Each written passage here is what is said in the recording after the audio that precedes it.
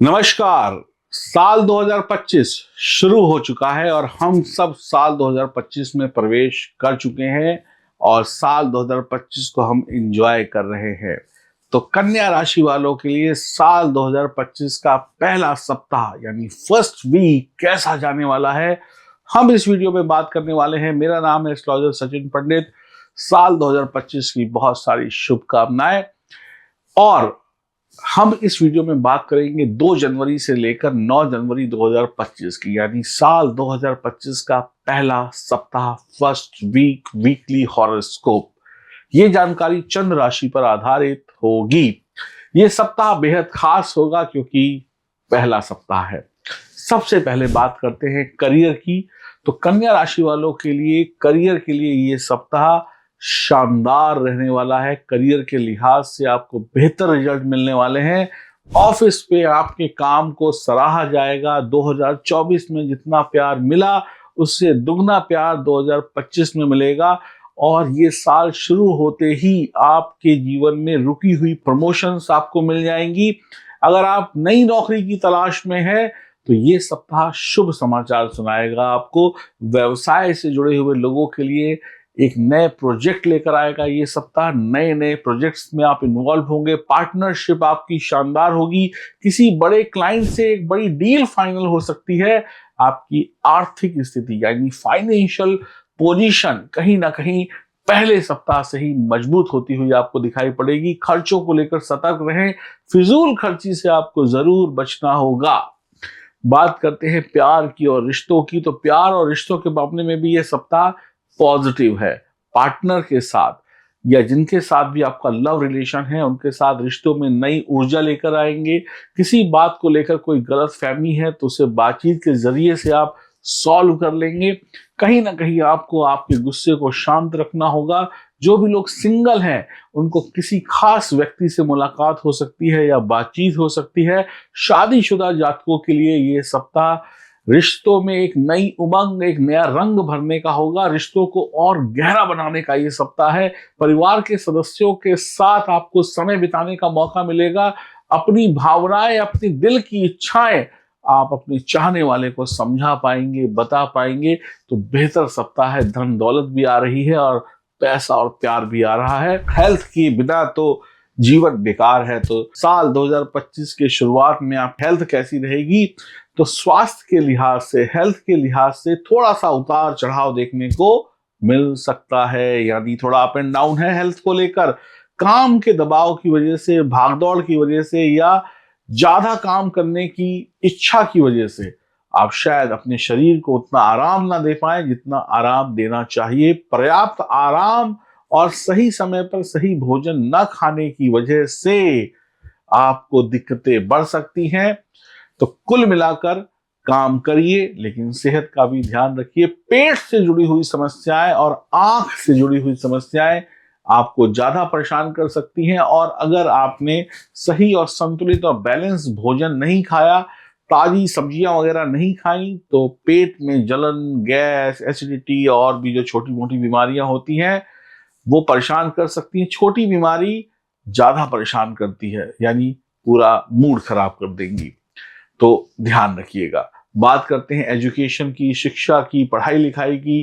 कन्या राशि के जो भी स्टूडेंट्स हैं, छात्र हैं, छात्राएं हैं, उनके लिए मेहनत का सप्ताह है। यहाँ पर मेहनत करनी पड़ेगी, फोकस करना पड़ेगा अपने काम के ऊपर। अपनी कमजोरियों को दूर करना होगा। 2024 में जो हुआ सो हुआ, उसको भूल जाइए। अब आपको आपकी कमजोरियों को दूर करके ही सफलता 2025 में प्राप्त होगी। परीक्षा प्रतियोगिताओं की जो लोग तैयारी कर रहे हैं, कंपटीशन की जो लोग तैयारी कर रहे हैं, उनके लिए समय बेहद अनुकूल है। मेहनत के साथ सही रणनीति भी अपनानी पड़ेगी। पढ़ाई लिखाई ढंग से करनी पड़ेगी। काम चलाओ पढ़ाई लिखाई से काम नहीं चलेगा। एक समय सारणी बनानी पड़ेगी और उस पर अमल भी करना पड़ेगा, यानी कि सिर्फ कह देने से नहीं, करने से भी काम होगा पढ़ाई लिखाई में, तभी आप हिट हो पाएंगे। वरना डबल मेहनत करने के बावजूद भी सफलता नहीं मिलेगी। यानी पढ़ाई करनी है तो प्लानिंग के साथ, कभी भी कोई भी किताब कॉपी खोलकर पढ़ने मत लग जाइएगा, प्लानिंग से पढ़िएगा कि कब हिंदी पढ़नी है, कब इंग्लिश, कब मैथ, तभी जाकर सफलता बच्चों को मिलेगी। यानी ऑर्गेनाइज तरीके से आपको पढ़ना होगा। बात करते हैं परिवार की, यानी फैमिली लाइफ की। तो परिवार की बात की जाए तो ये सप्ताह में परिवार में रिश्ते ठीक रहेंगे, एक दूसरे के साथ प्यार इश्क मोहब्बत से बात करेंगे, घर के सदस्यों के साथ थोड़ा बहुत समय बिताने का मौका जरूर मिलेगा। कोई पारिवारिक विवाद, फैमिली डिस्प्यूट है, उसे सुलझाने की आपकी कोशिशें काफी हद तक सफल रहेंगी और घर में शांति का माहौल बनाए रखने के लिए आपको कोशिशें बढ़ानी पड़ेंगी। बच्चों की पढ़ाई, परिवार वालों को ध्यान जरूरत से ज्यादा देना पड़ेगा।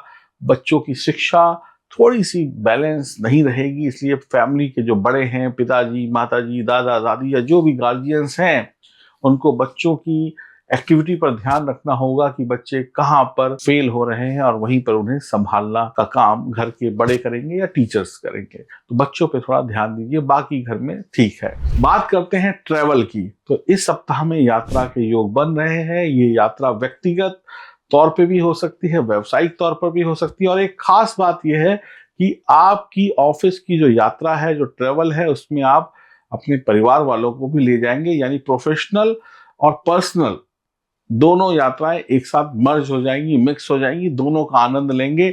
दिन में काम करेंगे, शाम को परिवार के साथ कहीं अच्छा समय बिता पाएंगे। लेकिन ध्यान रखिएगा सेहत का। अगर आप किसी धार्मिक स्थल की यात्रा कर रहे हैं तो इस समय में बहुत शुभ रहेगा। यात्रा के दौरान अपनी सेहत का बहुत ध्यान रखने की मैं आपको सलाह दूंगा। इस सप्ताह के लिए सुझाव क्या है? इस सप्ताह के लिए सुझाव है, करियर में आने वाले अवसरों को लीजिए, पकड़िए और आगे बढ़िए। बिल्कुल भी नजरअंदाज मत करिए। बहुत सारे नए मौके जनवरी का पहला सप्ताह आपके लिए लेकर आ रहा है। साल होगा 2025। रिश्तों में पारदर्शिता रखें, यानी रिश्तों में कुछ भी छुपाने की जरूरत नहीं है। जो दिल में है वो बता दीजिए। गलत फहमियों को दूर करिए। सेहत के प्रति सचेत रहिए, नियमित व्यायाम करिए, अपनी दवाएं वगैरह लेते रहिए। पढ़ाई के लिए प्लानिंग्स बनाइए कि कब क्या कैसे पढ़ना है। नहीं समझ में आता बच्चों को तो फिर किसी बड़े की सलाह लीजिए, तभी जाके पढ़िए, वरना आप कंफ्यूज रहेंगे पढ़ाई को लेकर। यात्रा के दौरान सतर्क रहिए और प्लानिंग से यात्रा करिए और धार्मिक स्थल की यात्रा जरूर करिए। तो ये था आपके लिए साप्ताहिक राशिफल कन्या राशि वालों के लिए। तो कन्या राशि वालों के लिए यह सप्ताह करीब करीब 85% शुभ परिणाम लेकर आ रहा है। 2025 कहीं ना कहीं शुभ रहेगा शुरुआती पहले सप्ताह में। तो आप हनुमान जी की उपासना, गणेश जी की उपासना जरूर करिएगा। पहले गणेश जी की उपासना करिए, गणेश जी को लड्डू चढ़ाइए, गणेश जी के मंदिर जाइए, हनुमान जी की उपासना करिए और देवी की उपासना करिए और आगे बढ़ते चले जाइए। अगर आपको अपनी जन्म कुंडली बनवानी है, आपकी जन्म कुंडली आपके पास नहीं है, तो दिए गए नंबरों पर संपर्क करके आप अपनी जन्म कुंडली की जांच करा सकते हैं। मैं बार बार एक ही बात कहता हूं, कमजोर जन्म कुंडली के साथ आप चल सकते हैं लेकिन दौड़ नहीं सकते।